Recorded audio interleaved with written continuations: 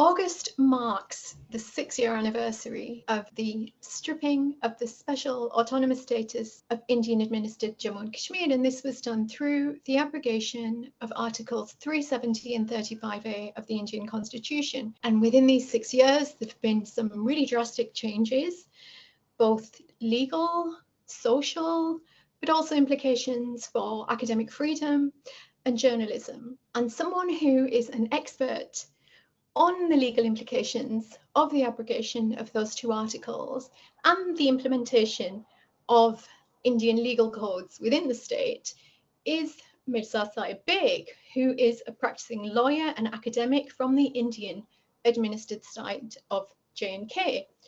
He holds a master's in law from Queen Mary's University in London and is the first Kashmiri to receive the very prestigious Kofi Annan Scholarship and the Weidenfeld-Hoffman Scholarship to study public policy at the University of Oxford.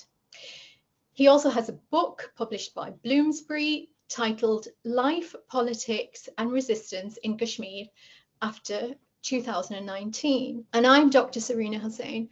I'm an associate professor at the Centre for Peace and Security, also an adjunct professor of politics and international relations at Quaid-e-Azam University, and a non-resident scholar at the Institute for Regional Studies.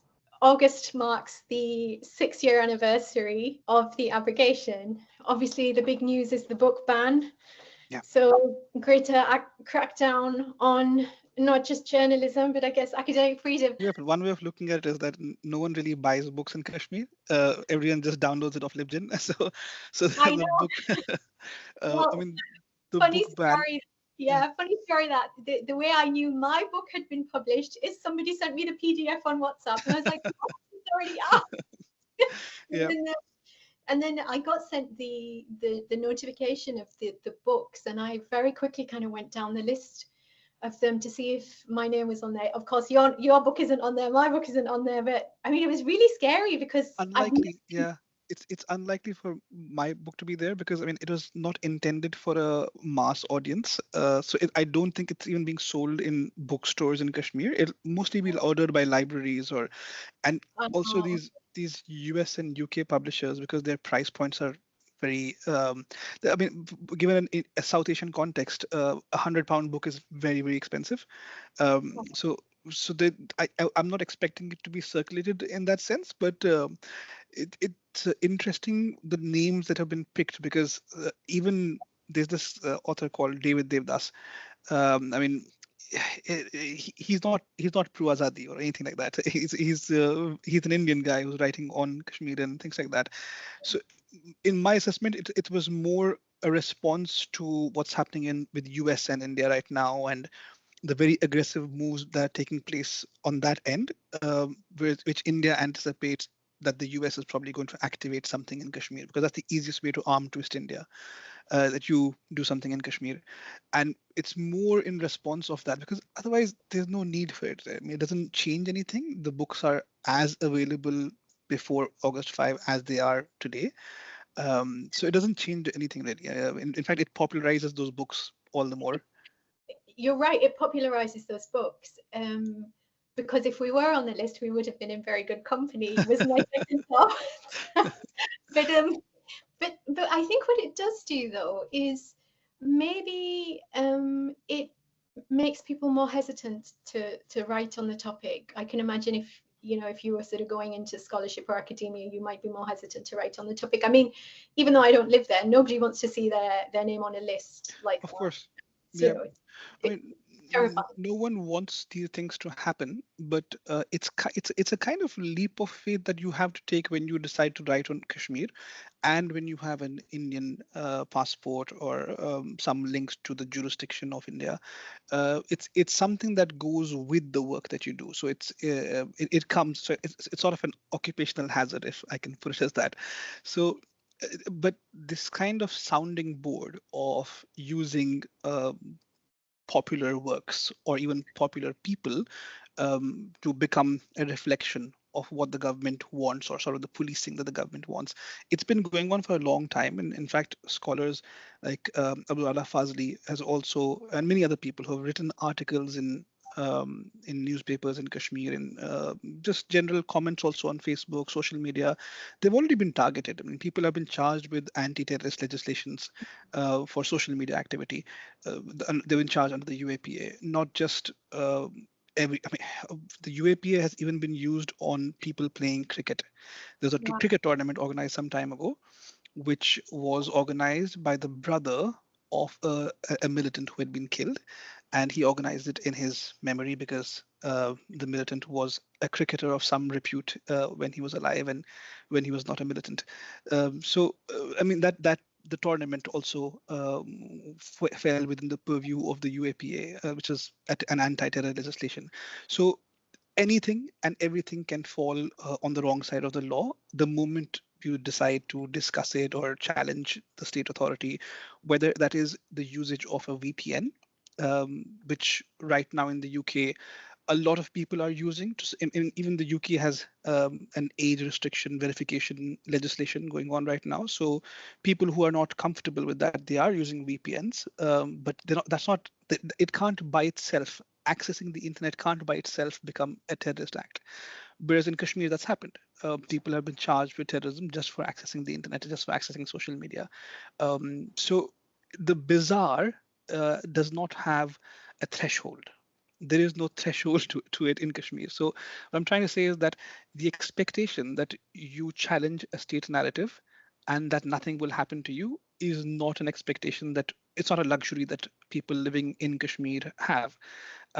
Now, some of the authors whose books have been banned recently, they don't live in Kashmir, so you have that level of protection.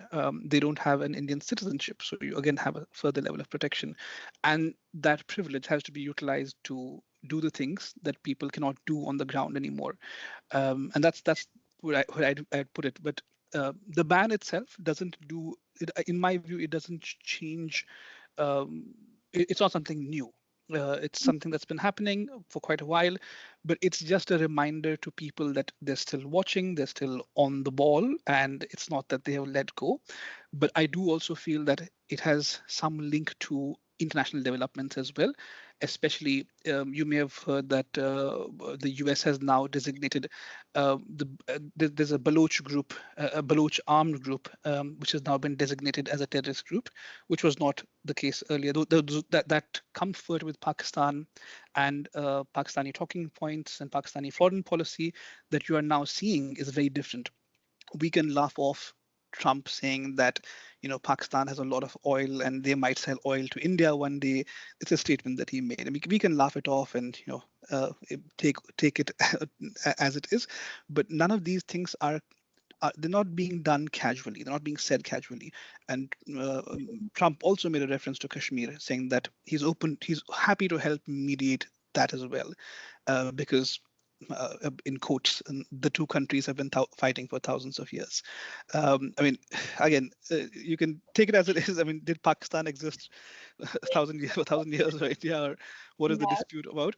Well, But those all these sounding boards indicate that something is afoot, and the easiest way to arm twist India is on Kashmir, because that's where the legitimacy of India is most easily challenged. yeah, no, that's a really useful reflection.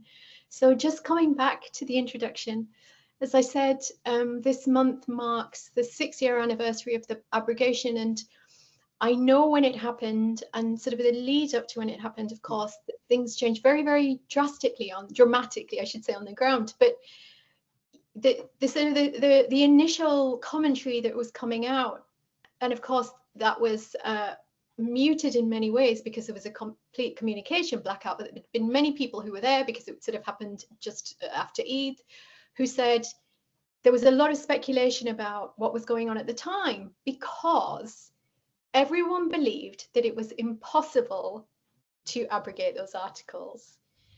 And as a lawyer, of course, I said in the introduction, you're a lawyer, you've written on this as an academic as well. Can you give us an introduction into the articles, what they represented and why they were so important?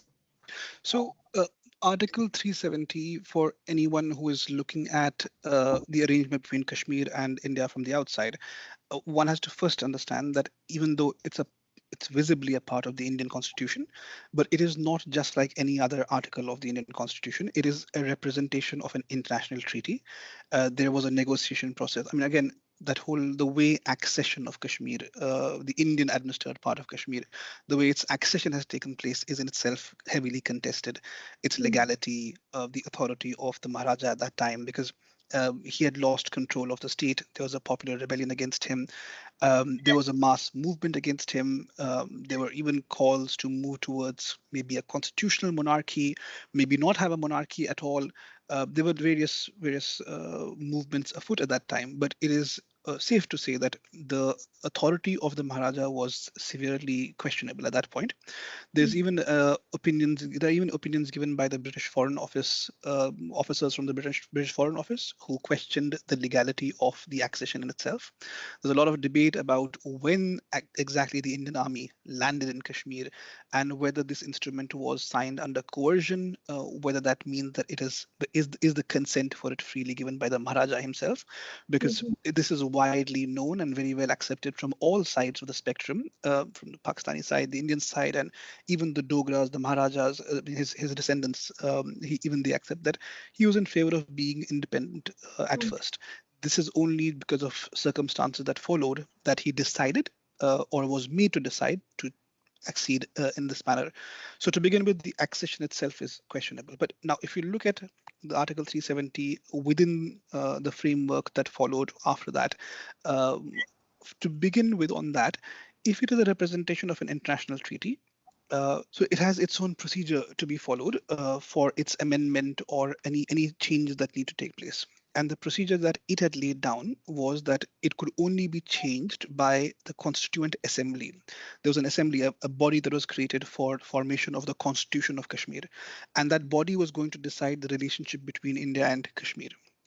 Now, while the Constituent Assembly was deliberating, that's when we're talking about between 1949 onwards.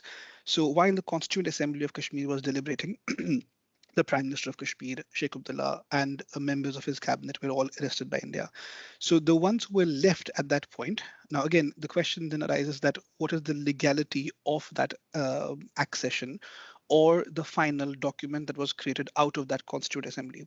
But be that as it may, the final document decided that Kashmir will have its own constitution, that Kashmir will have this arrangement with India. But mm, it's and all of this, these special rights to Kashmiris were encapsulated through Article 370, so that Kashmiris would have their own identity, their own I mean a protection of their identity, because Indians would not be allowed to buy land in Kashmir. And again, this follows from a historical precedent, which is a movement in the 1920s. In 1929, there's a movement which the Maharaja was part of, and these protections were not made for the Kashmiri Muslims. These protections were made for the Kashmiri Hindus, because mm, non-Kashmir, non people who are not a part of the state of Jammu and Kashmir as it existed in 1929, those people were coming into Kashmir, getting jobs, buying land. So the people, the elite, especially who were the Hindu ruling classes, they didn't like that, and they wanted some form of protection against those people. So there was a law which was akin to a citizenship law, which is the state subject notification, because we were subjects of the state. And when Kashmir acceded to India, we became permanent residents. So that permanent residency law is what flows through the protections of Article 35A and Article 370. But essentially, it would mean that Kashmir would have its own control over its legislative affairs, except those points on which the instrument of accession had already given the government of India that control, which is on foreign affairs, communications, currency. So India would retain control on those three aspects. But what's happened subsequently is that even just at 1964 itself, so just within 10 years of Sheikh Abdullah getting arrested, a mm, very large part of the Indian constitution was already extended to Kashmir, leading to the point that Gulzari Lal Nanda, he's a very famous leader in the Indian context, he stood up in the Indian Parliament and questioned Jawaharlal Nehru, who was then the Prime Minister, saying that, I mean, what is even left of Article 370 now? It's just a hollow husk. And that statement rings true for the next 7 decades, because nothing essentially de facto, when you look on ground, de facto, there was never any special status for Kashmir. Because if you look at any normal state in India, if if there's a call for bifurcation of that state or division of that state to form two separate states, the Indian Constitution only says that the President of India needs to take the opinion of that state's legislature. Whereas in the case of Kashmir, because of our so-called special status, they would need the consent of our state legislature. It's a very different opinion and consent. So on paper, de jure, you have all these provisions, all these protections, Article 370, Article 35A, but de facto, those provisions had already been watered down. So what is now happening in Kashmir has already been happening without the authority, without the legality of the law. So 370, Article 370 in itself was just a protection for us to maintain our own internal affairs, our laws, legislative systems, control over our land, and control over our natural resources also to some extent. But one by one, as various articles of the Indian Constitution kept getting extended to Kashmir, all of those got watered down. So to shorten it, also say that Article 370 gave us various protections, and these protections are not India's to give or to take away. These flow out of an international treaty, and it could not. Many lawyers believed that this was the only bridge that India had into Kashmir, because the instrument of accession itself does not allow India to apply its constitution to Kashmir. So, what is the legality for the flow of authority then, if Article 370 is also gone? You only are left with the instrument of accession, and the instrument of accession doesn't allow you to apply the Indian constitution to Kashmir, unless the people of Kashmir elect to choose that. Neither the Maharaja, nor the people, nor has any state assembly, nor has any prime minister or chief minister of Kashmir in the last 77 years ever accepted that position. And the agitation in Kashmir is not just for restoration of Article 370, because that is just one part of the larger solution. Article 370 just protects us from the immediate onslaught, which will be irreversible, because our population is 100 times smaller than the population of India. So it's very easy to change the demography in Kashmir if India forces itself that way. It's very easy to completely usurp all natural resources, all sources of income generation in Kashmir, such as the hotels, hotel associations, any kind of tourist spots, any industries. It's very easy to have the entire structure hollowed out. In fact, right now in the High Court, there are hardly any Muslim judges. If you look at the governors of Kashmir and now the lieutenant governors of Kashmir, there's never been a Muslim governor till date in all these 77 years. And such pivotal, such far-reaching decisions have been made by these governors who are appointed by New Delhi. They do not represent the political will of Kashmiris. So when the Indian government finally decided to amend Article 370 to de-operationalize it, it was done through this appointed governor who, so until 1964, we had an elected system, a Sadr Riyasat as well as a Wazir Azam, a prime minister, and an elected governor. So India changed that to a position where India would appoint our governor. We would not elect. The governor used to be indirectly elected in Kashmir, but that was changed so that India could appoint governors to Kashmir. And they also removed our position of prime minister. It was demoted to chief minister, which is a different political history on that.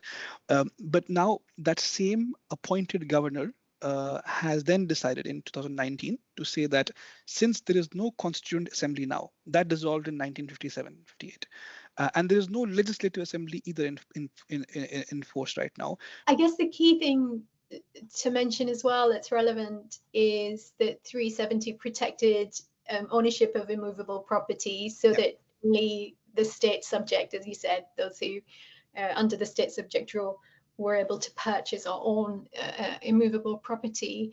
And with that now no longer being intact, as you said, there's now the serious concern of demographic change, because now if in theory anybody can purchase property within the erstwhile state, of course it's now been downgraded, which you might want to talk a little bit about as well, that will have long-standing consequences, and that's very important given the fact that, as you said, it's still a disputed state, and we still have, although it never occurred, the recommendation by the UN Security Council was to have a free and impartial plebiscite. Well, of course, you can't do that if you changed the demography, Yeah. the Um, original demography of the See, population. you're effectively 10 years, 20 years, 30 years down the line, you're effectively changing the definition of what it means to be a Kashmiri then. Because once the children of these new domiciles, because this is happening under the domicile regulation, domicile notification, which was passed by the Indian government, just around while we were dealing with COVID and the aftermath of the pandemic, the Indian government was showing that nothing will stop them, not even a pandemic that has never been, the likes of which have never been seen in the last century. Nothing will stop them from pushing forward their agenda in Kashmir. So they passed this law which created new classes of citizens of Kashmir who would be eligible for domicile certificates, either people who had lived in Kashmir for 15 years, or those who had studied in Kashmir for 7 years, or whose parents have served in Kashmir for 10 years. And initially, of course, there was a lot of panic about what's going to happen now and where this will take us. Now, this is the official data. And like I said earlier, that what is de facto and what is what is actually happening might be different. But officially, this is the information we have as of now, as of April 2025, that 80,000 non-Kashmiris have been given domicile certificates. Now, out of these 80,000, it's not necessary that all of them would move to Kashmir or have moved to Kashmir. That information is not available as of now. But we have reports which suggest that a number of Indian businesses, Indian citizens are investing in Kashmir. The Maharashtra state municipality was trying to buy land in Kashmir in, I believe, in Sonmarg, and various other groups have also been trying to buy land. There isn't enough data available about how many people have bought land, Mm. but anecdotally, we have heard reports of land being sold and land being bought by non-Kashmiris already. There are also a number of townships that are being created. Now, the idea of a township or a colony is very unheard of in Kashmir. We don't have houses the way you see in Mumbai, Delhi, or any metropolitan city. So Yeah. these apartment style complexes are being created now um, in various areas of Kashmir, which seems to it appears to be marketed towards someone else, because most Kashmiris don't really have an appetite for that kind of investment into apartments, because there is land is available. Everyone has got land. Mm. But there is some investment from Kashmiris also in those properties, some of which are seen as nicer areas or more affluent spaces to be in. So it's a mix of investment, and there isn't enough data available about that yet. But we do know that a number of because the impact of these new domiciles is on the jobs and the ecology, and also of course on the referendum as well, because in the future, if you ever were to ask what Kashmiris want, because there is no other workable solution to this problem. Any solution which is imposed from top down, whether that is Musharraf's formula, whether that's Vajpayee's formula or Modi's formula, any such solution that has been imposed top down on Kashmir, the last 7 8 decades are testament to that. That all of these solutions have failed in giving a workable solution to Kashmir, unless the people don't support it. So if the people support those solutions, then that's the only way they will work. And when you change who the people are, you are then changing the referendum itself, and it becomes questionable then what the point is of that kind of a referendum, because you make it redundant then to hold a referendum. But like I said, the numbers don't indicate a major change yet, but that is essentially because no sensible person wants to pack up their family and move into a war zone. It is a war zone. It's a slow burning war. It's a slow burning offensive that has been going on, which has been killing innocent lives for a very long time.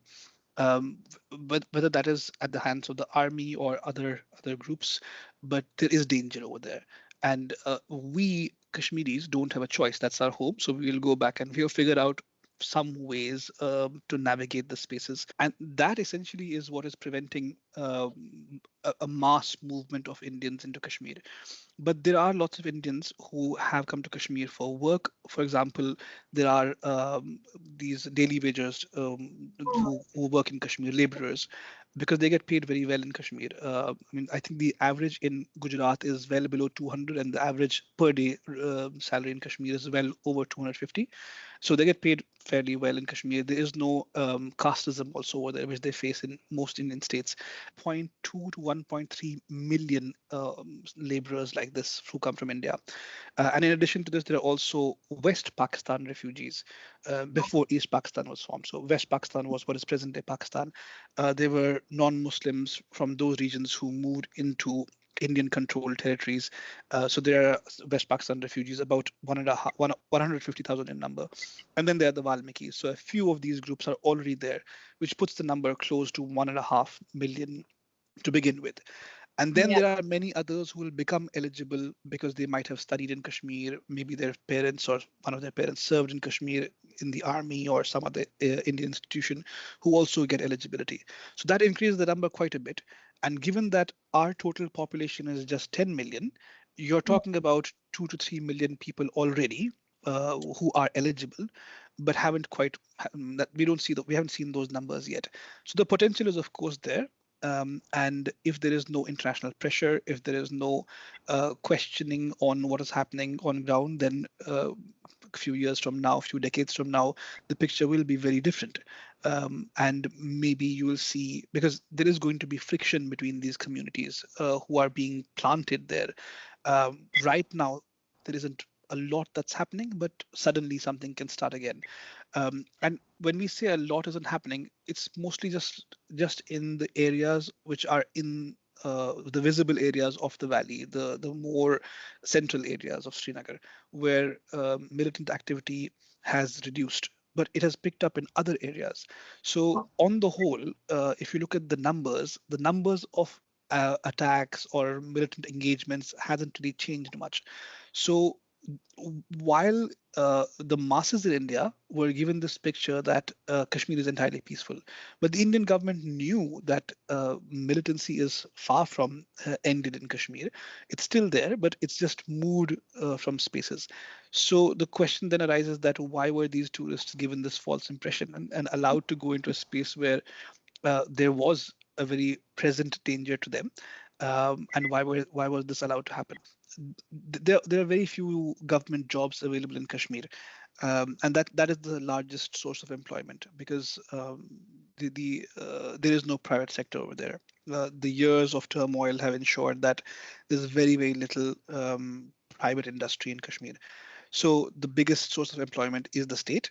And if there is more competition for those jobs as well, which are provided by the state, it only harms the local Kashmiri, who is already facing the highest level of unemployment in India. The between the ages of 16 to 25, the highest level of unemployment, given what has happened since 2019, the complete decimation of our industries and the continued onslaught on our Apple industry by importing or reducing taxes on foreign imported apples, by not creating any form of cold storage mechanism for local production, by not facilitating any local businesses, and by even building various so-called developmental projects or infrastructure projects which cut across our agricultural lands, which take away land from farmers in Kashmir, and this whole new push for urbanization, which is completely unplanned development.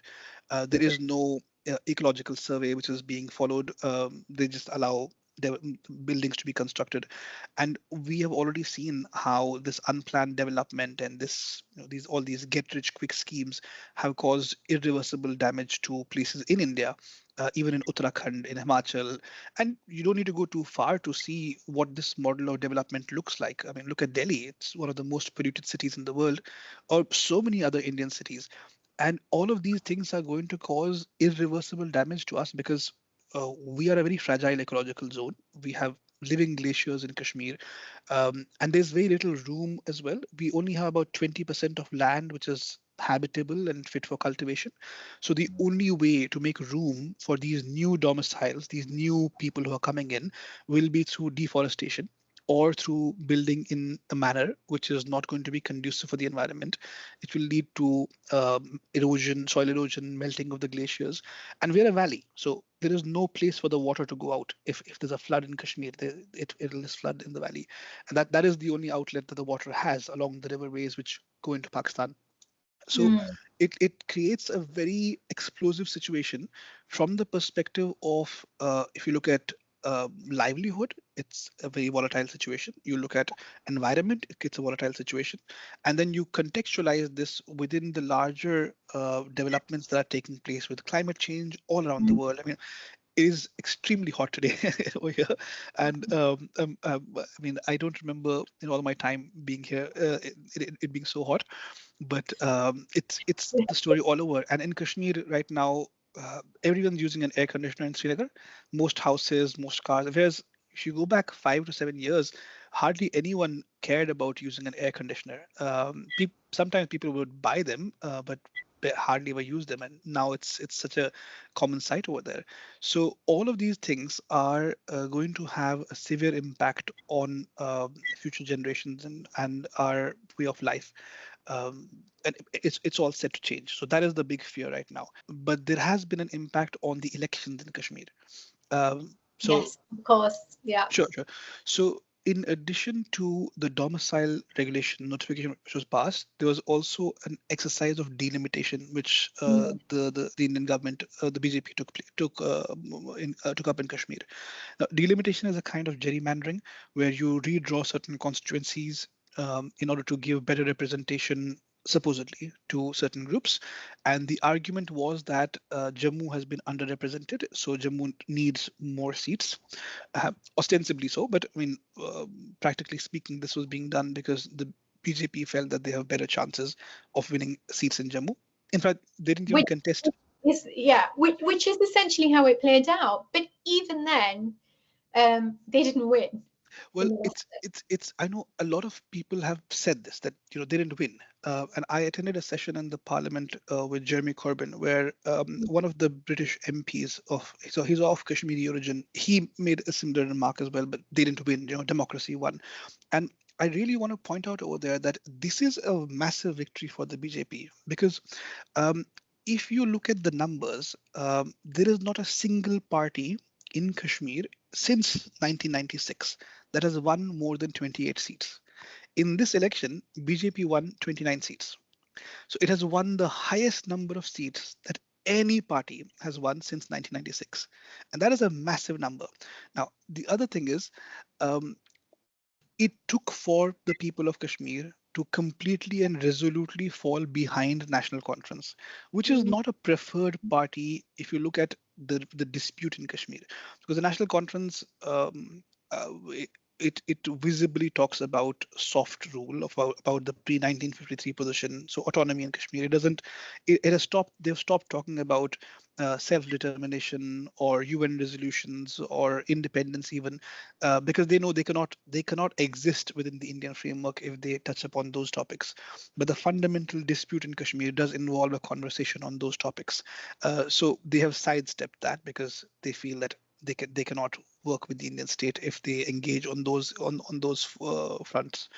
Now, f- what's happened over in Kashmir with this distribution is Kashmir earlier, before bifurcation, had 46 seats and 54% of the population, which means that out of the total, 54% of the population was represented by 52% of the seats. So Mm. Kashmir had a lesser representation. Whereas in Jammu had 37 seats earlier, and they had 43% of the population, which means that 43% of the population had 42.5% of the seats. So it was a better representation for Jammu than for Kashmir.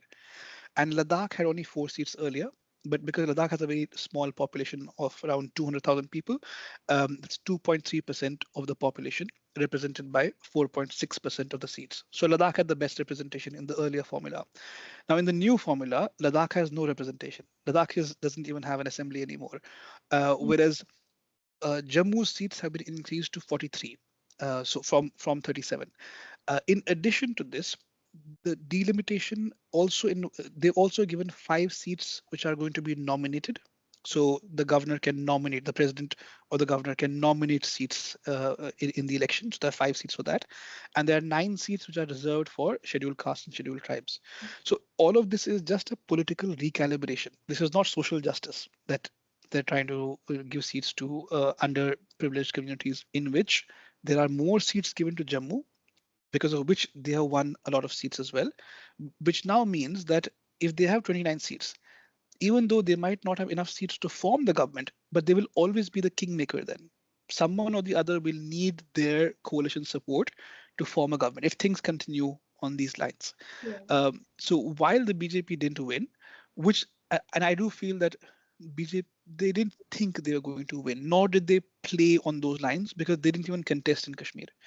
Their proxies contested in Kashmir, who could have helped them maybe in some other way, but directly the BJP itself wasn't aiming to win on its own anyway.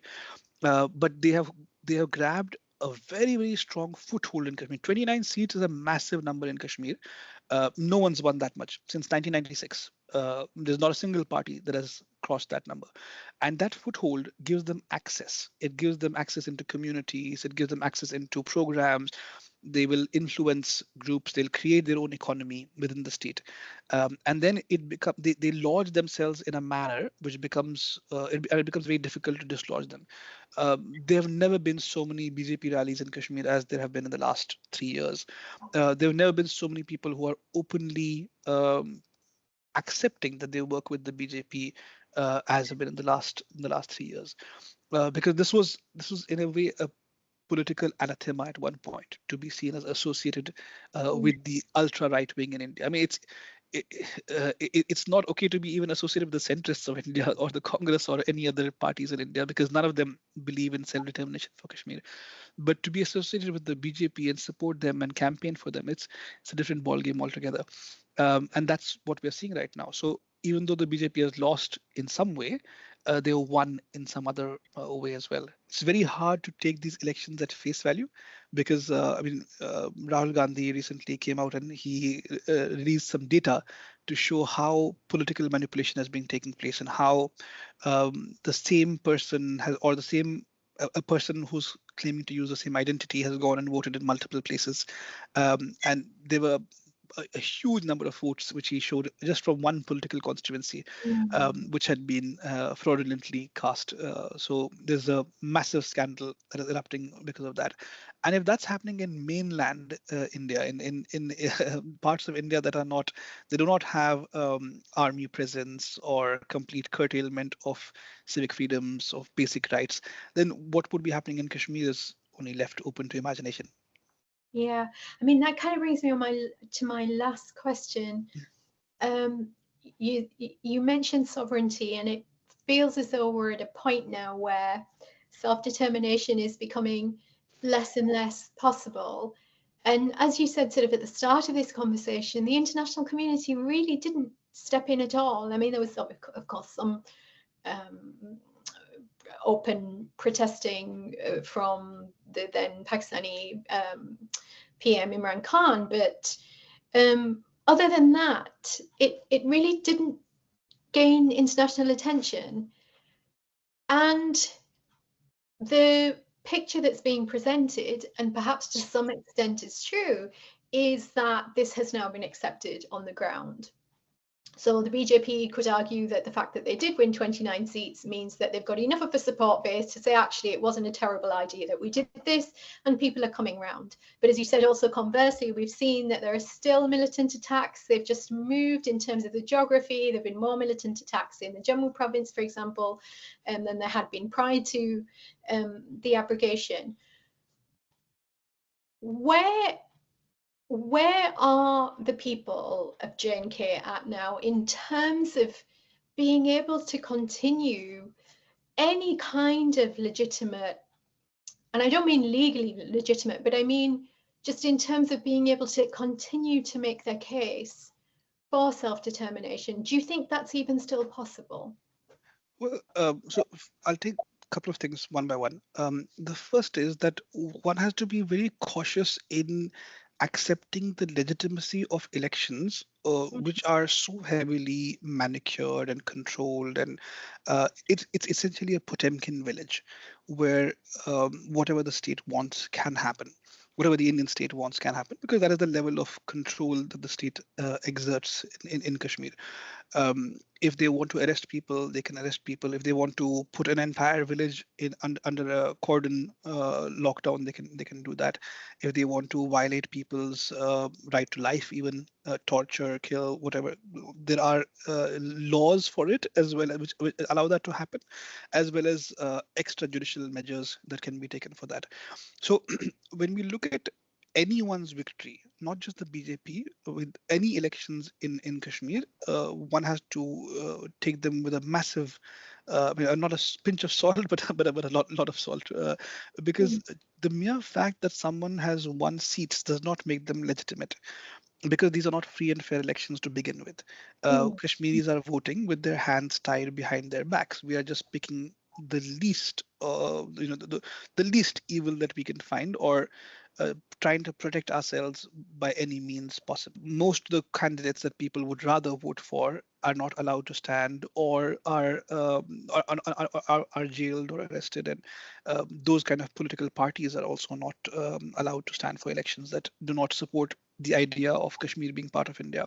So it's not an election which has all options of expression of free will and political sovereignty. That's to begin with.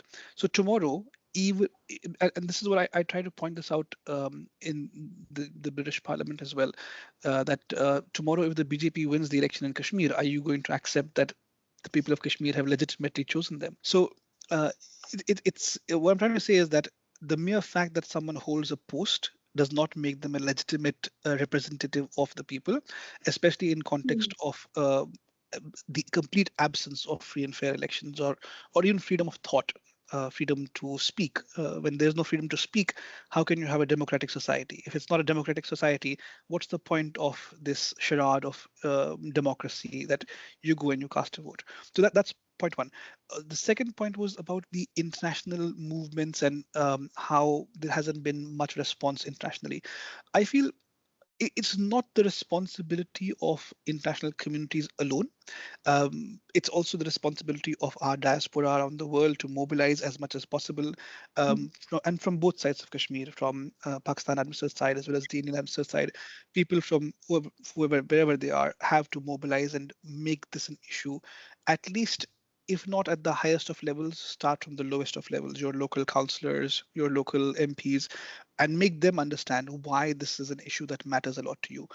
There were some steps that were taken. So there was a Senate hearing in the US which took place. There were the periodic review of India's human rights. Also, there were inputs given to them. But gradually, all those avenues are being cut down. So data gathering on the ground has become very, very difficult right now. But that's not to say that information can't be obtained. Uh, I mean, information is coming out even out of Gaza, which is so heavily bombed and monitored from all means possible. It's just a 40-kilometer strip, so information is coming out even from there, and information does come out even from Kashmir. But there has to be space for it to percolate into a meaningful manner, where it becomes very hard for bodies, international bodies, to accept that they can turn a blind eye towards what the Indian government has done, in the interest of trade or in the interest of some other political expediency. And it is a good opportunity right now, because there is a fracturing of relationship that's taken place. So there will be more appetite for what's happening in Kashmir under these circumstances, and these are cracks that have to be utilized by Kashmiris to advocate for what is right for us. Of course, it might not lead to the conclusion, the eventual solutions, but it is something that pushes the ball forward and creates more awareness internationally. But I've always believed that awareness alone is not really going to help us, and we can just look at the Palestinians. There is enough and more awareness about Palestine. I mean, in all political quarters, there is awareness. but you also need political power, political will, which is why Kashmiris have to mobilize in wherever they are around the world to exert that political the power on their communities. And as regards people's movements for self-determination, those movements have always been very hard to sustain within Kashmir, and you can get that you can get an insight from the fact that there are political parties of all shades in Kashmir, whether pro-India, pro-independence, pro-Pakistan, pro-soft Azadi, soft rule, self-autonomy. All shades of political opinion will be there. But the one group that is the least equipped with any form of advocates or any form of support on the ground visibly is the one that supports complete independence, because those are groups that are not that will be suppressed from both sides, from India or by Pakistan as well.